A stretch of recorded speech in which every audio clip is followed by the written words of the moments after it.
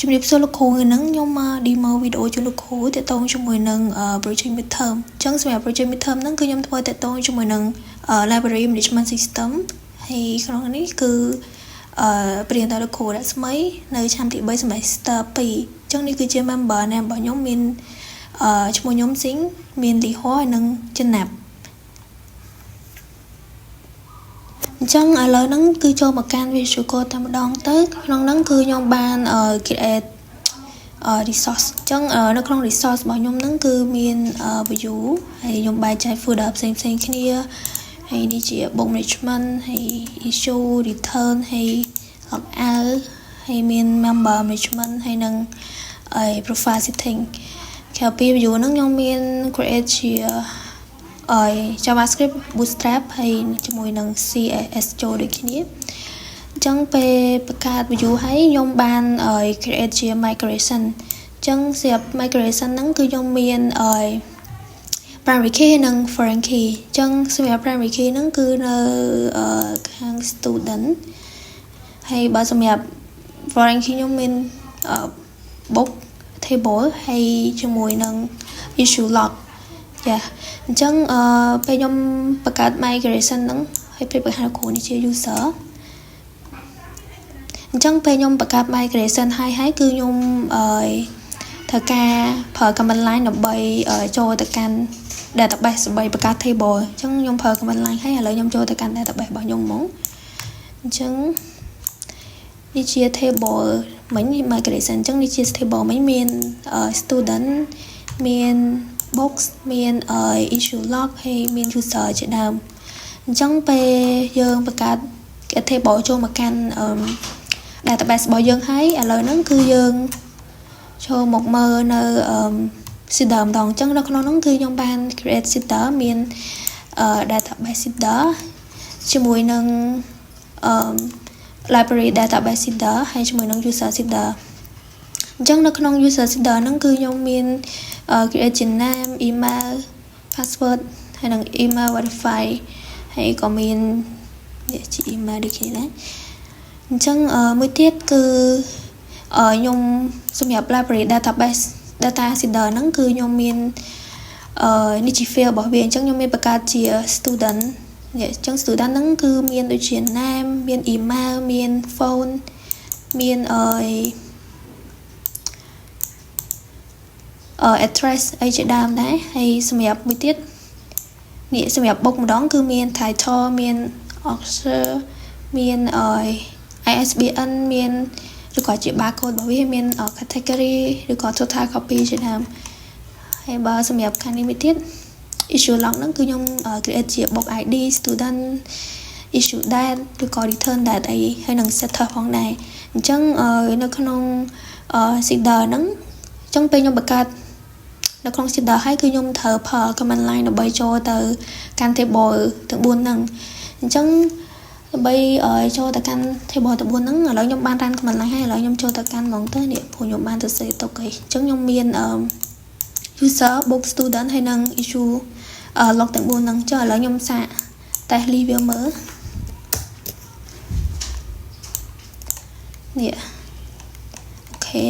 ហើយមានសម្រាប់ book មានទាំងអស់ចូលមកហ្មងហើយមួយទៀតសម្រាប់ student អូខេហើយមួយទៀតគឺ issue log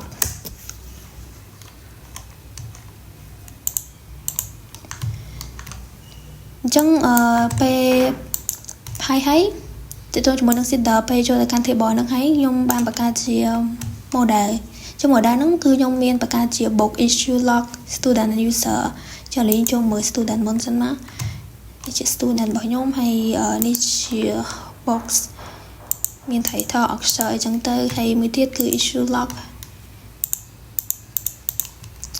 ហើយនេះជា user របស់វាមាន name email password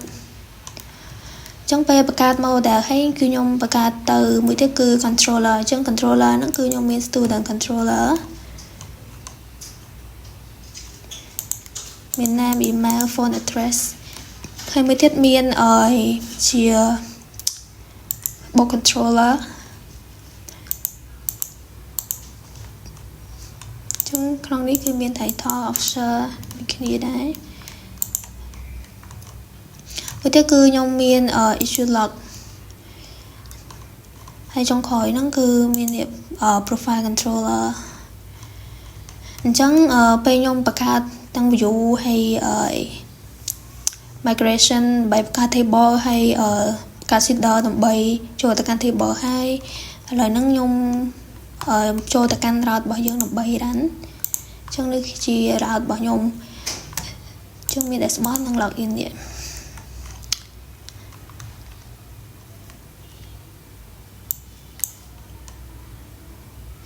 អូខេអញ្ចឹងឥឡូវខ្ញុំបាន run ហើយខ្ញុំចូលទៅហ្មងទៅកន្លែងនេះ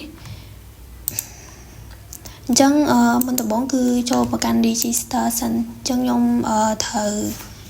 វាយឈ្មោះខ្ញុំចូលសិន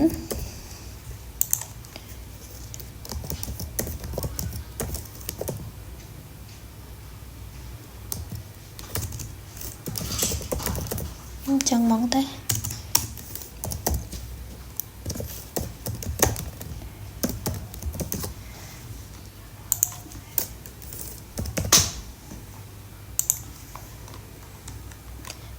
អូខេអញ្ចឹងឥឡូវហ្នឹងពេល login ឲ្យខ្ញុំបានចូលមកកាន់ dashboard របស់ខ្ញុំអញ្ចឹងនៅក្នុងផ្ទាំង dashboard ហ្នឹងគឺខ្ញុំមានជា total box available box total member ហើយនិង issue log អញ្ចឹងនេះគឺជាតន្ន័យខ្ញុំបាន set up នៅក្នុង code ហ្នឹងហើយអញ្ចឹងឥឡូវហ្នឹងដំបូងគឺខ្ញុំចូលមកកាន់ box ឬក៏ box management របស់ខ្ញុំសិនអញ្ចឹងសម្រាប់ box management ហ្នឹងគឺខ្ញុំបង្កើតជាមាន title officer ហើយមានISBN ជាទៅ ISBN ហ្នឹងពាក្យពេញវាគឺ international standard box number ឬក៏ជា barcode box សម្រាប់សម្គាល់ box នីមួយៗហ្នឹងហើយមាន category ហើយ table copy និង available copy ជាដើមអញ្ចឹងនេះជាតន្ន័យខ្ញុំបាន set up ទុកស្រាប់អញ្ចឹងនៅក្នុងហ្នឹងគឺខ្ញុំបាន add ជាបតុងមួយសម្រាប់ add new box អញ្ចឹងបើសិនជាមានសិភៅដែលចូល stock ថ្មីអីគឺខ្ញុំអាច add new box ហ្នឹងចូលបានអញ្ចឹងគឺថាឥឡូវខ្ញុំដាក់ថាឈ្មោះមួយចាស់ title មួយចាស់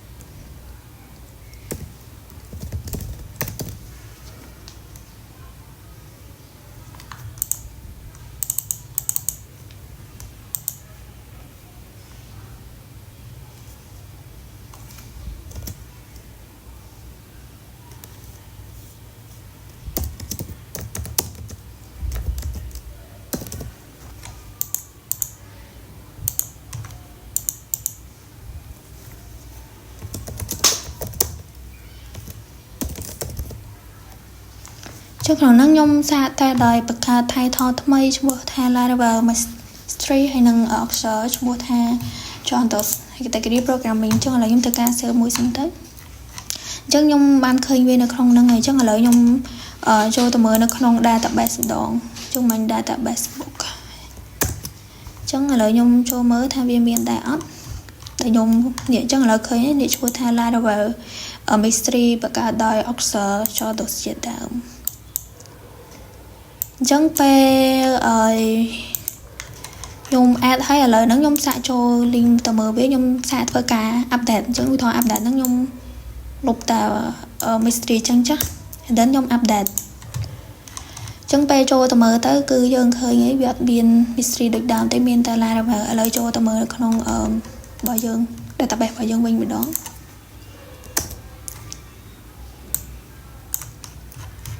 ចាគឺបាត់ mystery ហ្នឹងឯងមានតែ Laravel ឯងអូខេអញ្ចឹងមិញហ្នឹងគឺយើងបាន edit ហើយឥឡូវចូលធ្វើការ delete វិញម្ដងអញ្ចឹង delete box សាកមើល yes អញ្ចឹងវានឹងសួរយើងថា are you sure you want to delete this box អញ្ចឹងអូខេមកហើយចូលមកកាន់ database យើងតេស្តមើលវាមានអត់ត្រូវឯងច្បាស់ជាអត់ទេចាវាទៅបាត់ទេអញ្ចឹងពេល test book ឲ្យខ្ញុំមាន member អញ្ចឹងសម្រាប់ member ហ្នឹងគឺជា member management គឺខ្ញុំបានបង្កើតជាមួយនឹង name email ហើយ box student ID department អញ្ចឹងនេះជាតន្ន័យខ្ញុំ set up ស្រាប់អញ្ចឹងឥឡូវហ្នឹងយើងសា card buổi chẳng nó không nhung đã mua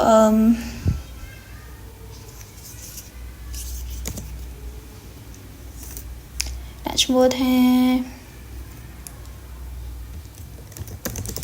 chat thì chứ đã hay nhung đã lấy từ sát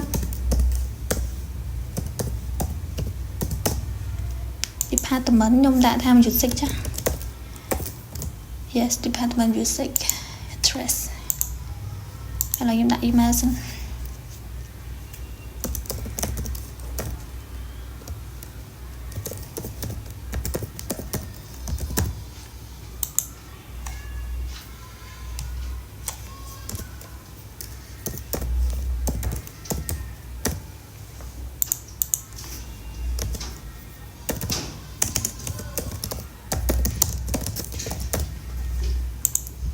ok lấy nhung add thấy cứ ba ní chắc là lấy nhung xạ trôi từ mờ nông ở database bỏ nhung mở thay vì cho án dạ khởi ngay nịa khách thì mở nhấn email lấy từ sap address cứ miền tận chẳng pe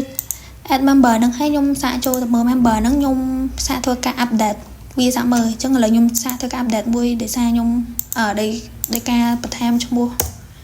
rồi có đã khát văn đấy dạ lục khát thì nâng tránh đã cho khát văn đấy and then update member giờ lợi dân khởi này khởi được khát thì anh cho tôi mới đa tập bài dân mình giờ việc bắt khát thế cứ miên tranh được khát thì dân bật topi dân add member hay update hay là lợi dân cho delete video mà đòn chẳng là mấy những cứ nhôm delete tên này đã nhôm ban update cho rồi có add cho mình nâng chẳng cái số dân ấy you sure you want to delete this student ok chẳng bắt đây được không đi hay không đi có bắt đây xí khi bắt đây ok chẳng tao mới tiết thì tôi cho mời nâng issue nâng return chẳng cái này nâng cứ EMP sau để có trong chơi super hay nâng p để có trong xong mình chẳng nó như bên đại chỉ box thải tho member name issue that DUI đạt nâng bên này thang ngày dân set up deadline hay nâng return đạt ngày cột xong super nâng bình chẳng người tho tha đi sẽ tập cột xong ấy chẳng người tho cho mồm để đi cho effective Java chẳng bên này tha cột ở toàn ban cột chơi thì cột toàn ban xong này chẳng là em cho từ chạy mơ sân tới đến nhung set up ngày để cột return màu bình chẳng dương deadline nó cứ ngày đọc môi khai mùi chẳng là ngày đọc bầy nè chẳng là ngày đọc chắc yeah, hay có return hay là dương upload record tới rồi có nè return của các bạn đấy chẳng p cho mà mơ tới nè effective Java nó cứ bạn return bên nghỉ cho người can được bá nhông cho mà xài con anh đón tới để xài con anh đón chẳng là lợi nhông cho vô bịa select bộ môi tha you don't know chứ you don't know JS to variable hay select cho mùi nâng sở đại quật chẳng bên đây tha super nâng cho mua lấy nhập đồ bịa suối chẳng đi bên kêu dụ JS chứ in action hay select cho mua sở hồi thôi search mua Jennifer Thompson hay issue đạt nắng ngày đạt chơi ngày nắng cho hay deadline nắng nhông đạo trong tháng 267 chà chỉ issue tới hay dân cho mở món đi khơi nghỉ mình cứ dù chị action hay con sao nắng cháy cho muốn địa lấy quả toàn so nghề chắc là lời ní cho tao mơ nơi không đa tập bài bình nữa thang miền ớt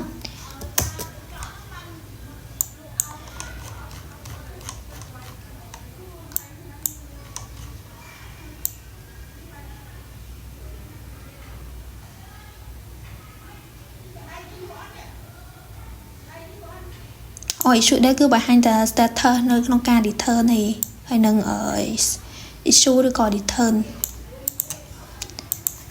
và cái này ní user ok chẳng p có return này chẳng là nó ngồi tho tha con ខ្ញុំឆ្លៃលើវាសិនទៅថតថាឈ្មោះហ្នឹង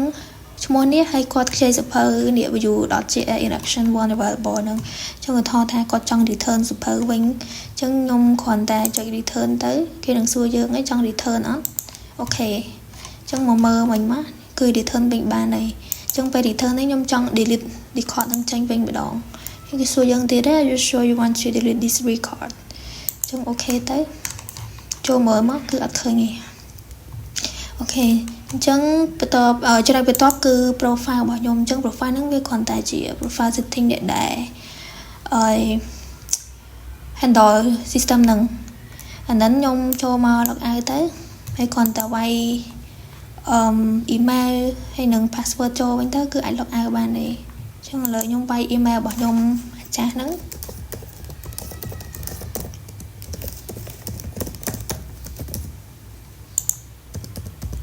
ចឹងពេល log out ហ្នឹងពេល log out វាមកចូលនឹងវានឹងមកចូលមកកាន់ library management ហ្នឹងវិញហើយមិញហ្នឹងខ្ញុំ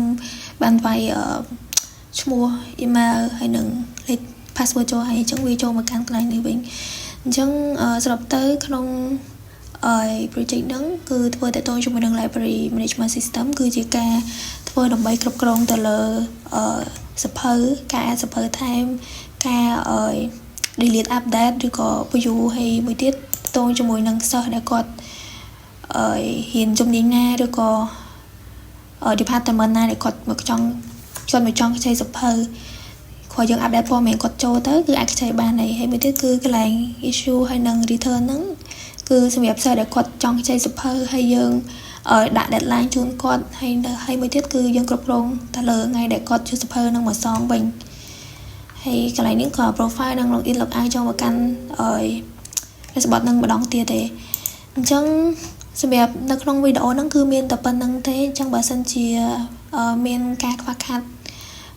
ក្នុងការនិយាយស្ដីឬក៏ខ្វះខាតក្នុងការបញ្យល់សូមលោកគ្រូអធិស្ឋានអញ្ចឹងជាចុងក្រោយសូមអរគុណលោកគ្រូសម្រាប់ការទស្សនាវីដេអូហ្នឹងពីដើមរហូតដល់ចប់អញ្ចឹងសូមអរគុណលោកគ្រូជម្រាបលាលោកគ្រូ